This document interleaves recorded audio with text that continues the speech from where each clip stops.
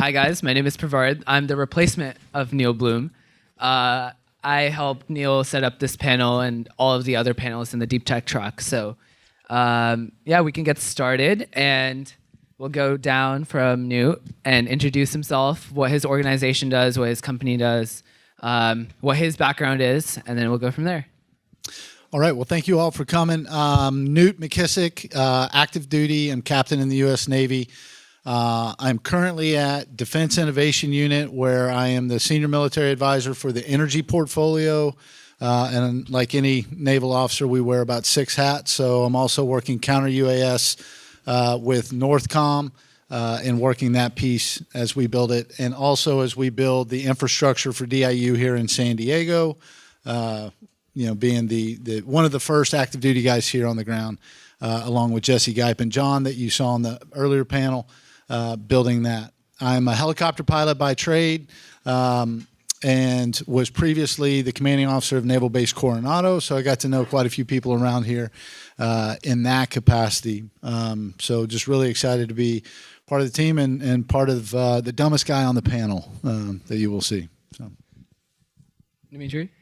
Hello, I'm Dmitry Orlov, and I'm from University of California, San Diego. I'm a research scientist and principal investigator with the Center for Energy Research. Now I'm doing most of my research on nuclear fusion, mainly at the DIII-D National Fusion Facility, which will be represented here by David Pace next to me. Also on other facilities in the US and in the world. My background is I got my PhD at University of Notre Dame. Go Irish. Then I spent a couple of years working at the U.S. Air Force Academy before coming to UC San Diego. My background includes aerospace engineering and plasma aerodynamics.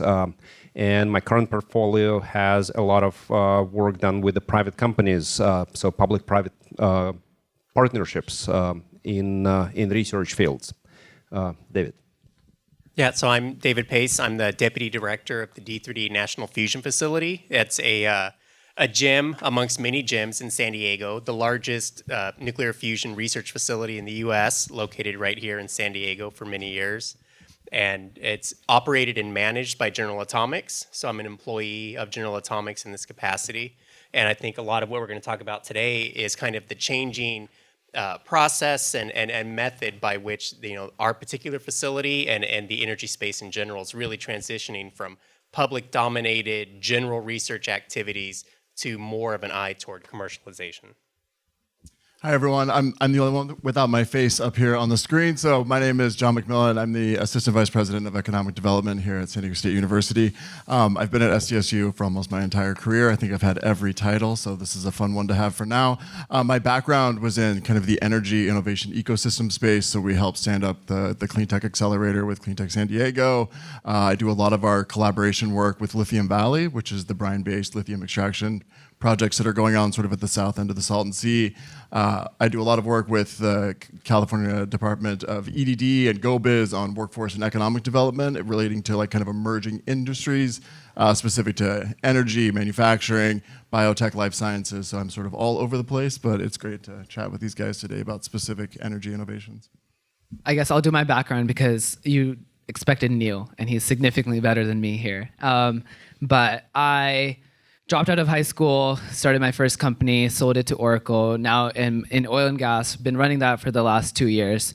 We're like now the largest distributor of fuel additives in the world, currently backed by Shell and British Petroleum to reduce particulate matter and carbon emissions in heavy industries. So not as smart as the guys up here, but definitely trying. Okay, awesome. So we'll get started into like the first general question. So what do you see as the most critical challenges and opportunities shaping the energy sector today? And then we can start with you again. I think the biggest challenge in the energy sector is not the technology or the willingness for adoption, it's the regulation. So, as I've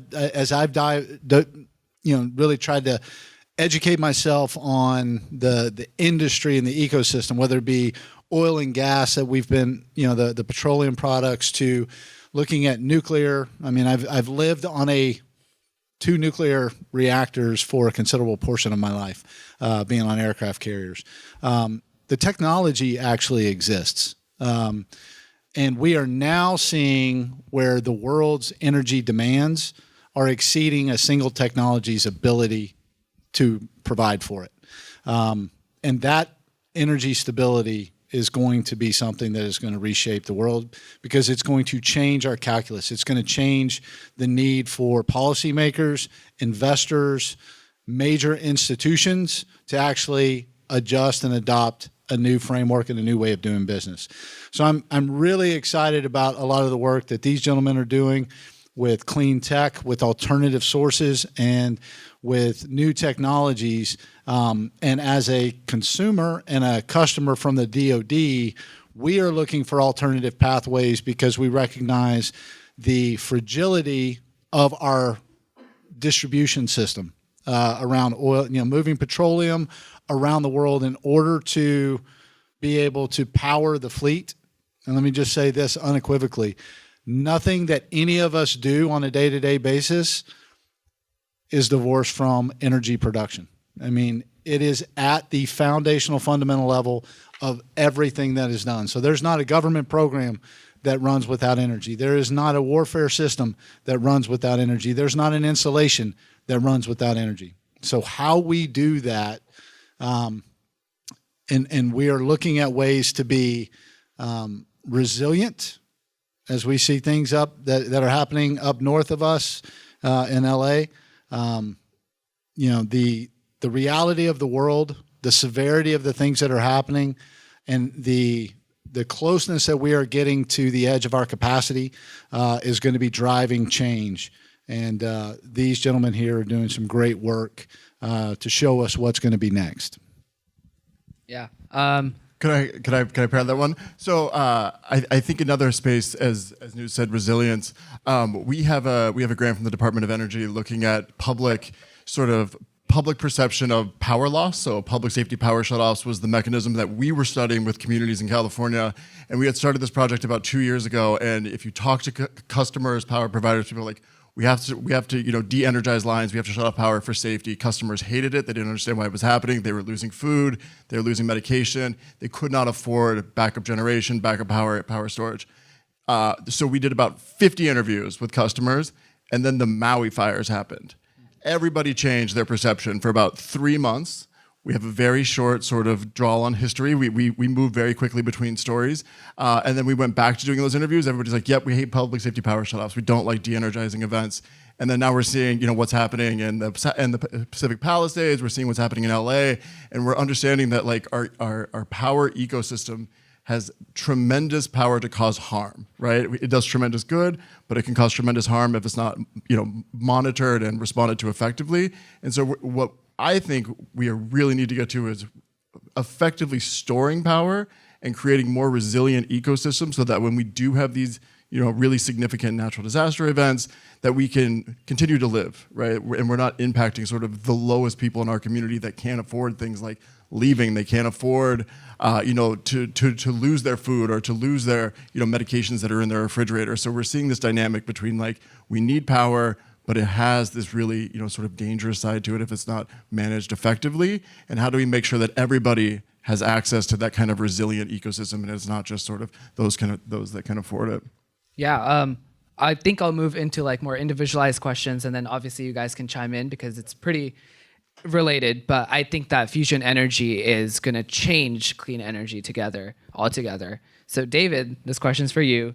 From your work at DIII-D facility, how do you transition from research to actually implementing in the real world? Yeah, so that is a good question. And in fact, we have done something, and that is the way with which we engage with commercial entities, private companies, for-profit companies. So for example, 2 years ago, you could only conduct research at DIII-D, a Department of Energy facility, if you had won a DOE grant to do so. So you win the grant, and as part of the grant, you can go to the various U.S. facilities. And so 2 years ago, we changed that, and this really works in deep tech, where there is fundamental R&D associated with the activities or the areas that you're working in. Because now, as a for-profit private company, you can actually join the D3D program and just be a part of the research team. And you can do that free of charge. And so we've had 10 companies join in the past 2 years. And this is spanning from very specific fusion companies like General Fusion, Helion Energy, and so forth, but also NVIDIA.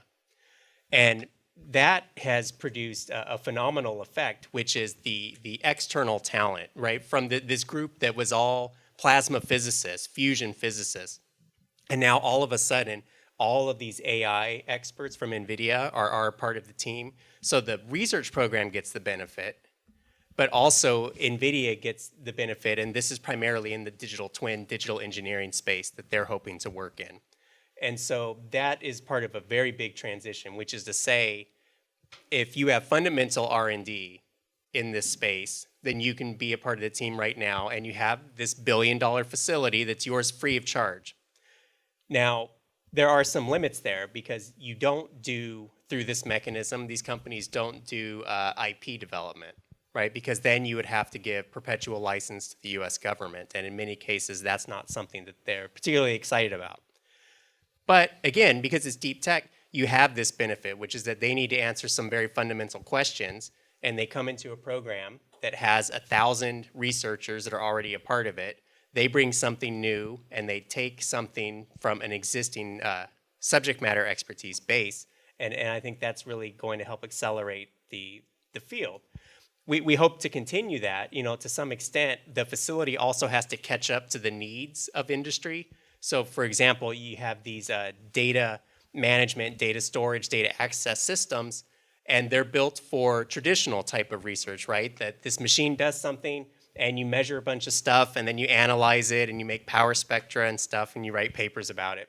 But then machine learning comes along, and we don't want to take one data set at a time. We want to take every piece of data you've ever collected, and we want to manipulate it and move it.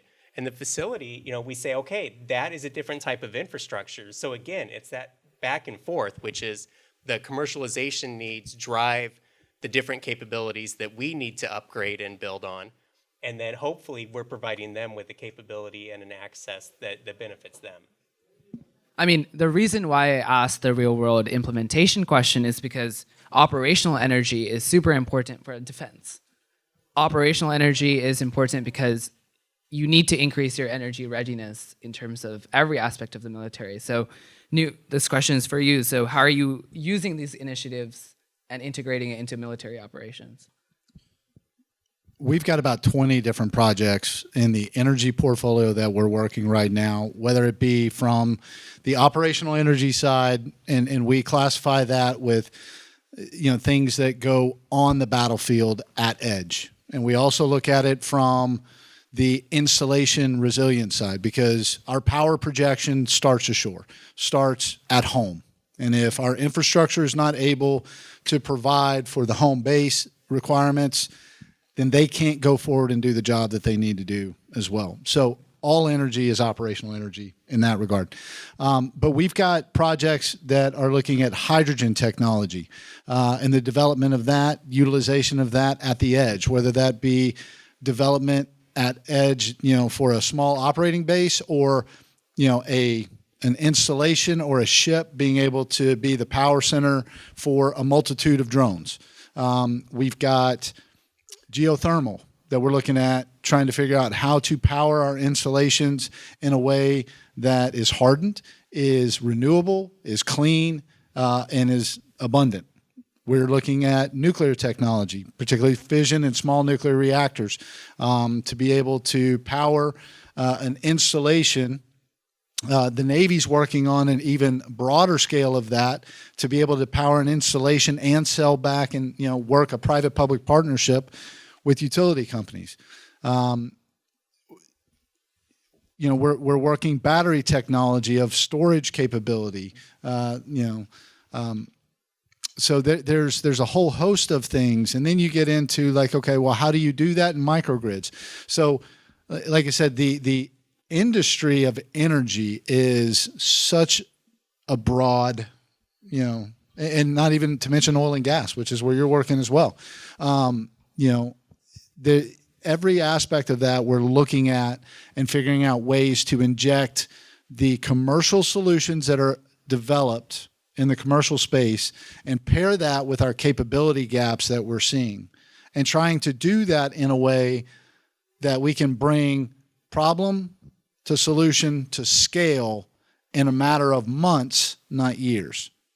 So also bringing forward a non-traditional acquisition strategy to be able to accelerate that.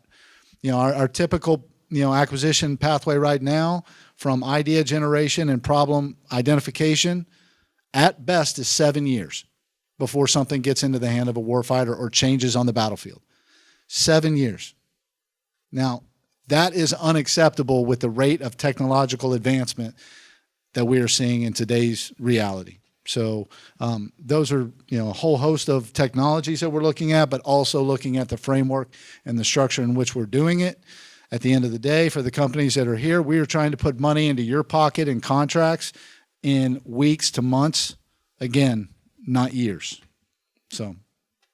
Yeah, awesome. I think you talked about energy storage. So Dimitri, you're pretty good at this. So how do you see the interplay between the advanced battery technology and nuclear fusion in addressing both the immediate energy storage crisis that we're having and then also the long-term sustainability goals that everyone's worried about?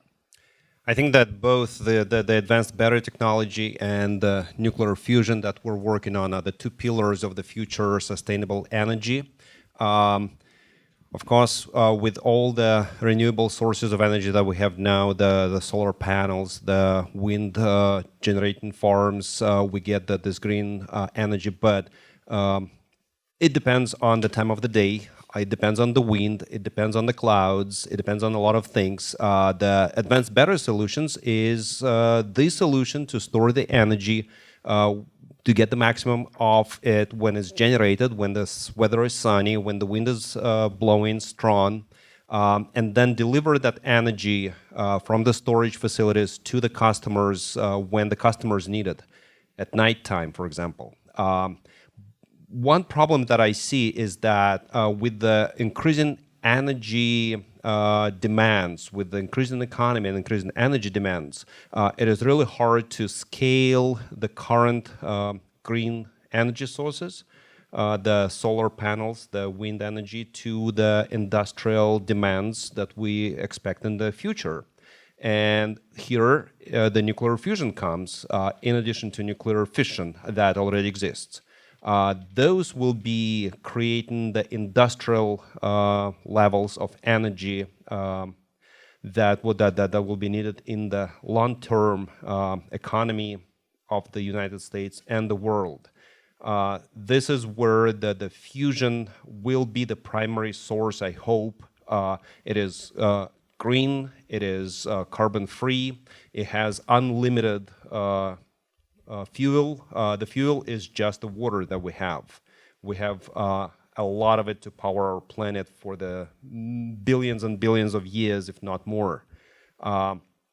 There can be an interplay between the fission and fusion industries, with fusion helping to replenish the spent fission fuel and reuse it without the need of storing that somewhere on the ground. So in my view, fusion is going to be the energy of the future. And answering your question, that the advanced battery technology is probably one of the solutions that is definitely needed right now. But 2040, 2050 is when we should probably start seeing the fusion energy coming onto the grid and being the energy source in the country. That's when the fusion will take over, in my opinion. Awesome. Yeah. I mean, so we've talked about research. We've talked about the initiatives. So now we talk about how we get the money to fund all of this. And this question is for John. What best practices have you found in bridging the gap from innovations, so groundbreaking research, to actually securing these investments? Yeah, so I think, obviously conferences like this, but, working with our kind of incubator and accelerator programs, when we launched the Southern California Energy Innovation Network in 2016 with funding from the California Energy Commission, there was a massive gap in funding from VCs, angels in the energy space because the investment thesis for the energy space did not match sort of the realities of the investment ecosystem at the time. It takes 7 years, 10 years, 15 years to commercialize a clean tech technology, and VCs are looking for returns 5 to 7, right? There was just this massive mismatch. One thing that we really saw sort of have this uptick was energy companies or early stage energy companies going after SBIRs as TTRs from both the DOE and the Department of Defense. Like the energy ecosystem is probably the most dual use ecosystem there is. We talk about, if you're talking about earlier UAVs and these things, like those are sort of newer technologies, but historically, like the DoD is the largest consumer of power that we have in the nation. And so how do we move advancements that are happening earlier into the DoD as kind of that first customer while simultaneously deploying them in the commercial space? Because utilities are most often the customer of these early stage innovators, and they're probably more risk averse than the DoD is. And so if you think about if you can validate something within the DoD using a SBIR or an STTR program and then move it over to somewhere like SDG&E or local utility, that's a really nice commercialization pathway that is also non-dilutive capital. You can demonstrate and then you can really accelerate growth with VC investments. I think today the Southern California Energy Innovation Network companies have raised $500 million in funding since we launched that program. So great return, great acceleration pathways, but it's really this nice collaboration between federal funding opportunities, local partnerships with both utilities and the Department of Defense. You got to find the right customer for your technology and then leverage the funding opportunities that are there. Newt, do you have anything? Yeah, I would love that. And I 100% adding on to and agreeing with everything you just said. I will also go a little darker on the answer here. Back in 2016, America was the global superpower. We had no competition at all, right? We were focused at that point on saving as much money and cutting as much money from the defense budget as possible. And that our North Star, the job that I held before being in command was being a budget nerd in the Pentagon. And I'll tell you what we were writing our budget and our defense strategy around was reducing the cost to the local taxpayer.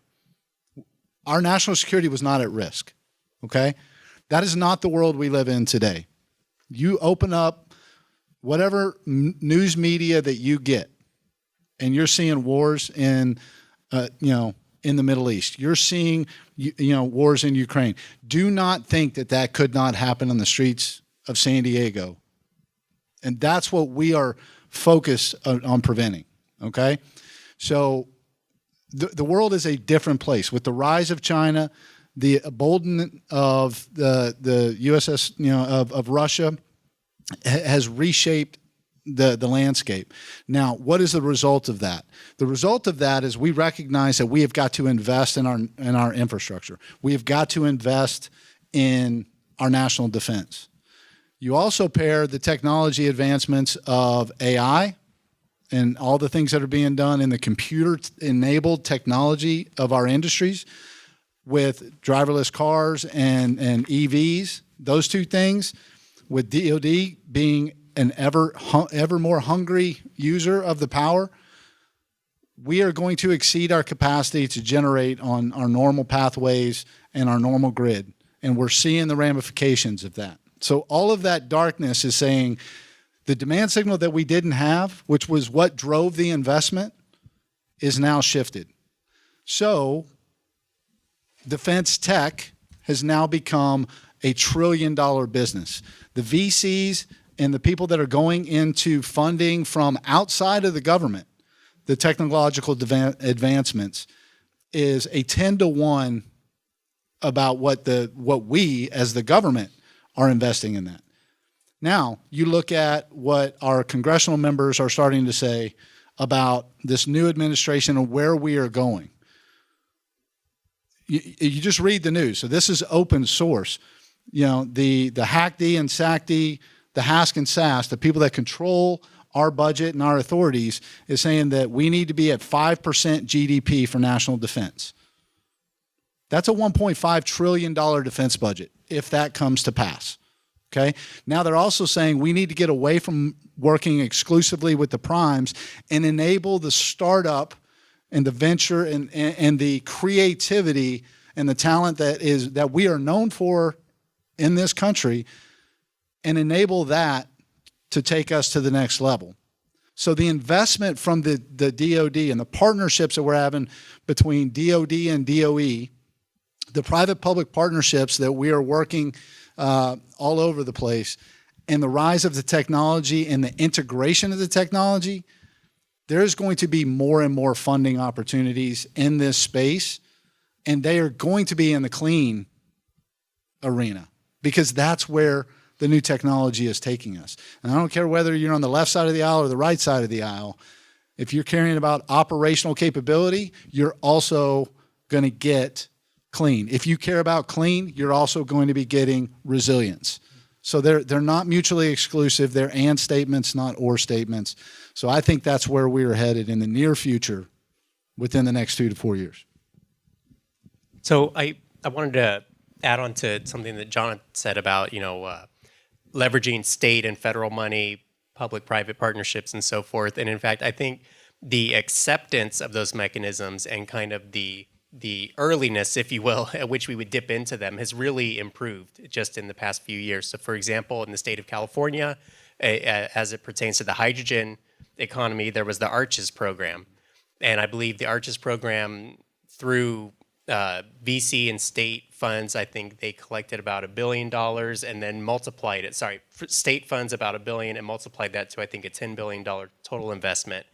And in fusion energy, based on this awareness now, just like how this is how big projects, this is how big energy projects get done, the Department of Energy put out a call to describe what your regional fusion development hubs might look like. And 40 different organizations in California got together and submitted a response for something called Pacific Crest. And now the University of California is considering whether or not they will lead this organization, which will be a nonprofit. And if that comes to pass, what Pacific Crest will be a vehicle by which you can take state fund, federal fund, and VC capital and distribute it to worthy projects throughout the state. And of course, in California, that makes a lot of sense because there are two primary ways that fusion happens. One is smashing things really hard and then they fuse. Another one is making magnetic bottles. The two premier facilities, the National Ignition Facility in Livermore and then DIII-D down here in San Diego, that National Ignition Facility is the laser compression method, DIII-D is the magnetic compression method, and the state wants to maintain its leadership in this fusion energy and also all of the associated technologies. And I think that if we had been in this position just maybe 10 years ago, the very concept of, well, let's band together and let's think of creative funding mechanisms, I just don't think that would have been so far along. And so that's a vast improvement for increasing opportunities to VCs, to startups, and also leveraging all the expertise that has existed in the public sector the whole way along. Yeah, I could not agree more. I mean, most of the innovation was happening sort of in labs, right? So you have specialized equipment, and this person's lab has this, and this group's over their lab over here has this. And I think one of the things that's really exciting is that we've seen more collaboration between researchers, where we're sharing equipment, we're sharing ideas. We have facilities like the DIII-D. We're thinking about how do we move and what type of equipment is on the Department of Defense that we can go and leverage. And I think the level of collaboration, and maybe it's a uniquely San Diego thing. I think we're all pretty happy and collaborative people in this city. But I think you're also seeing it across the state. We have like the Cal Testbed program that's coming out through the CEC that UCSD hosts. We have just many more resources for trying to solve these really critical problems of, how do we have a grid that's responsive to, this mass influx of EV chargers? How do we have a grid that can be, have islandable microgrids that can serve specific communities? How do we have a grid that can handle sort of what a new data center coming online looks like, right? We're seeing what's happening in Nashville with the XAI data center. The utility can literally not provide them enough power. I think they need 185 megawatts for that one facility. We're seeing more collaboration because it's such a challenging problem, right? I think everybody started to see the duck curve, where our usage profile and the production profile had this massive mismatch. And so now how do we solve that problem? Because integrating, one more megawatt of solar onto SDG&E's grid was like 10 times more expensive than it was 10 years before, right? So we're thinking about what does advanced battery systems look like, fusion coming into market in 2035, 2040, I don't know. I've got maybe faster timelines than you do, but hopefully we get there. So I just think the dynamic of like the ecosystem dynamics of collaboration, investing where there are problems, and then also being, proactive and trying to model what does, mass electrification look like in 10 years, and how are we going to get to an energy ecosystem that can at least address or solve or meet those needs.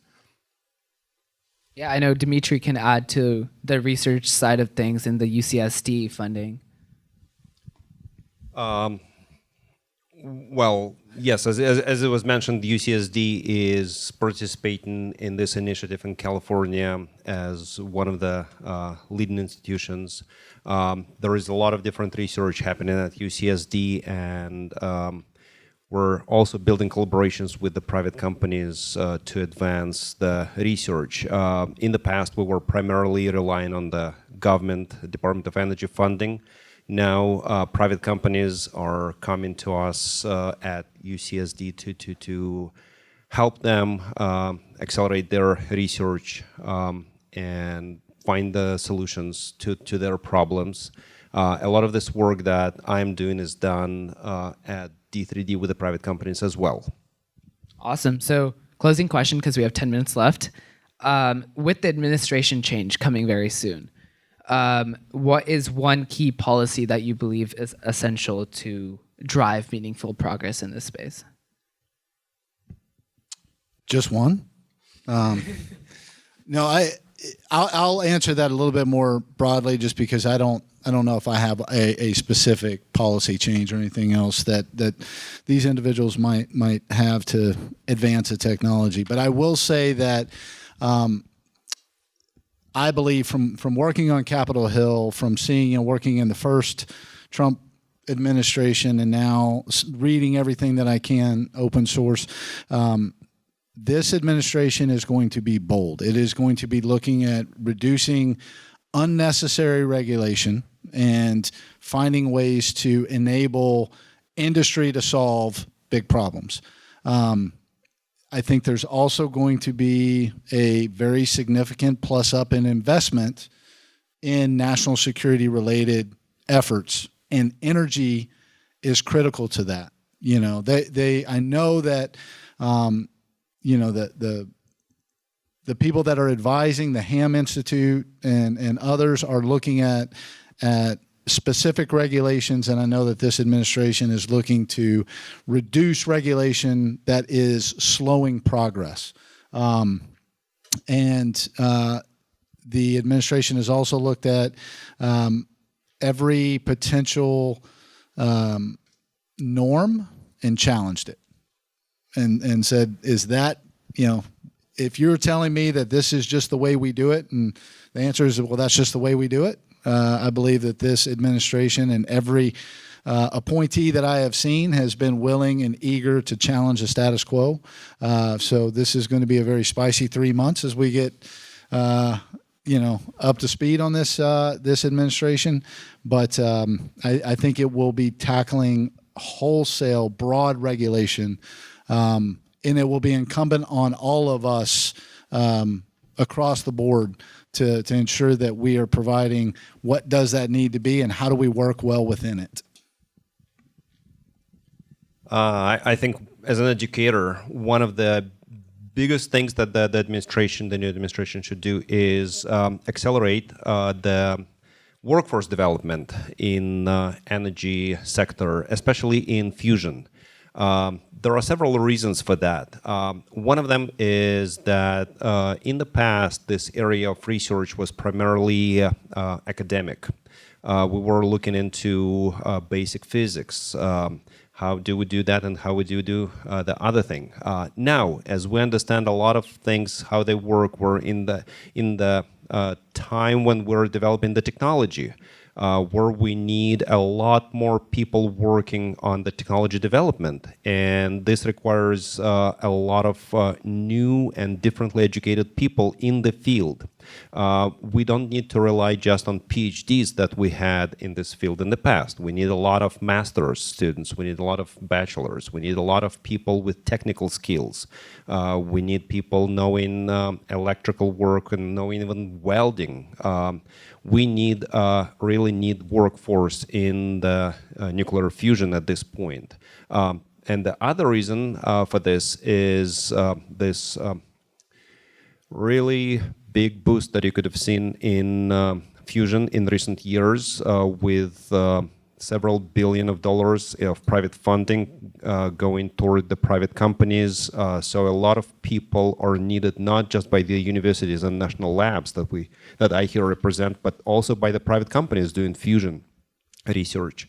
A lot of those people come from universities, from national labs, depleting our workforce. So we do see a global shortage of people who are capable, who are knowledgeable, who can do this work. So we need to really accelerate the workforce development in STEMs in energy sector. That's my thing. So I'll take it back to kind of probably your opening question, which was about what are, in energy space, what are the opportunities, and then of course, as especially all of the startup people out here know, right, the challenges, provide opportunities. In energy space, I think the biggest challenge is the scale, just that all of it is huge. If you think of something like just the power grid, it's just wires, right? But it's a lot of wires, and they connect to a lot of things that touch a lot of things. They go through forests, woodland areas, and so forth. And so even if you just said, let's just modernize the power grid, and you said, money is no object, the actual hands and potential drones and everything that would do that work, that is still a couple decades of effort. And so getting back to something that Newt said earlier, to some extent, if you had something, for instance, that just monitored for, fire prevention through woodland areas on power lines, if you had a system that could monitor 1 mile of line versus having a system that can do 10 miles of lines, obviously one is 10 times easier to implement, or maybe 10 times faster. What kind of policy from the new administration really accelerates these types of developments, accelerates completing the scale change that's necessary? And honestly, I don't know exactly what it is. I think, like Newt said, there's probably an element of regulation, which is a willingness to say we need something fundamentally different. So it's okay to do this particular thing that maybe right now regulations would say you can't do. Honestly, there probably is still something in terms of supporting R&D. For instance, when it comes to system monitoring and integration and so forth, maybe there are really good AI approaches to that. You have to be careful because obviously there's a lot of things that maybe AI is not so great at, but people will try it anyway. But I think the best policy kind of approach from the new administration would simply be to prioritize infrastructure investment and to get started right away, just because of how long it would take, whether we're talking about the development of microgrids, incorporating storage and battery technology into microgrids, modernizing just the power transmission infrastructure, all of those things, if as a matter of policy they were a priority, then regardless of how regulation and R&D and other activities go, 4 years from now, you would at least be 4 years further along than we are today. And so, I would certainly hope that regardless of how the technical details work out, I would hope that commitment to infrastructure and tackling the big problem would happen. Man, all three of my answers were just taken one at a time. So I went from we got to work together to workforce and economic development to all right, let's talk about the grid. So I think one thing from a policy perspective is that we have to make sure that the policies that we are implementing work.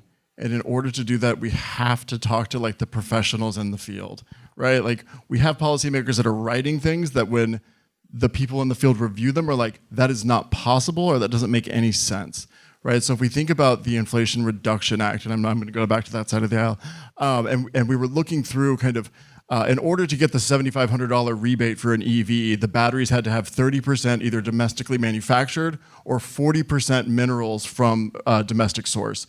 We are mining virtually no lithium. Many of the other minerals that are found in, the manganese, the cobalt, like they're being mined out of country, right? And so that credit that was meant to drive adoption of EVs that were manufactured in the United States was not possible, right? And so like we'll go back to the other way. How do we manufacture components? Well, we're not doing any PCAM or CAM facilities. They don't exist here. We're doing a lot of final assembly here. That's what we do like up in Fremont, right? And so this bill that was passed that was meant to drive domestic manufacturing for EVs was not possible for anybody to receive that credit. And so I think our policies have to make sense. They have to be, future looking, right? We want to encourage development and manufacturing, but they have to be done in a way or phased in a way where at least we can say like this is achievable at the base level, right? At the threshold. And so some of the policies that we've seen coming, around like how, like I think there's 52 critical minerals of interest and we make less than 90% of all of those, right? How do we identify new stores of critical minerals, but also how do we do it in safe ways? How do we identify the right resources and companies and support them in unique ways? But for many of the policies that we passed, like they're just not attainable with the goals that have been set.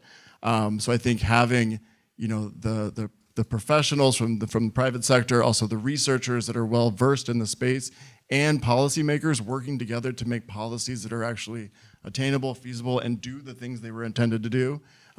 Having that conversation before we pass policies will be the best idea. Awesome. I think we're out of time now. So honestly, thank you so much for coming down. And yeah, I learned a lot. And then come up for questions, please. Thank you. What's the biggest fusion reactor now running anywhere? Dimitri? Or David? Well, Is there one? there is, and if it's my pause is because there's physical size and then there's kind of like parameter size, like the strength of your magnetic field. Megawatts. Oh, in terms of net output of energy, they're all the same size, which is 0. That's the sun. That's right. The sun is by far the When largest. does that change? Yeah, the sun, there we go. When does that change? That's to be determined. I mean, certainly the very concept of can you put energy into a fusion fuel source and then have it fuse, explode, and produce more energy than you put into it, that has happened. The National Ignition Facility did that beginning in 2022, and that's called getting ignition. That phrase comes from if you think of like lighting a fire, you do the work to strike the match, say, and then it burns on its own. So ignition is the same thing. You put energy into your fusion fuel. Once it ignites, it now makes enough energy out that it maintains its burn on its own. So that has happened. Now, the engineering problem of converting that into something that now, say, can run 11 months during the year and then do a month of maintenance, or the engineering aspect of doing that in a different method. So that was the laser-based method. And while the laser energy absorbed was surpassed by the total energy output by the fusion reaction, the total balance of plant was far, far from net positive. And potentially another approach, like for example, my favorite, the magnetic approach, is more amenable to a steady state reactor to begin with. Okay, but we haven't had one that achieved ignition yet. No. Okay. 5 years, 10 years? So there are private companies that are on schedule and have devices under construction that would potentially ignite in the next 2 to 4 years. Certainly there is an international facility called ITER, which talk about timelines originally born of Reagan-Gorbachev discussions. Agencies.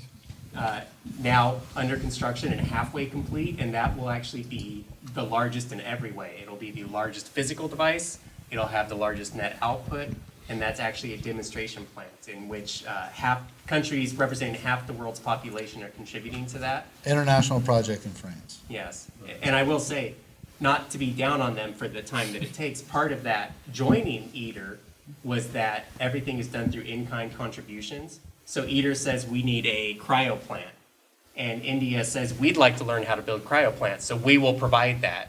And ITER says, okay, great, we need radio frequency heating.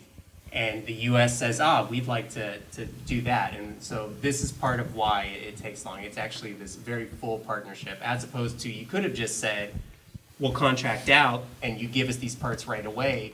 That was not how that project was built.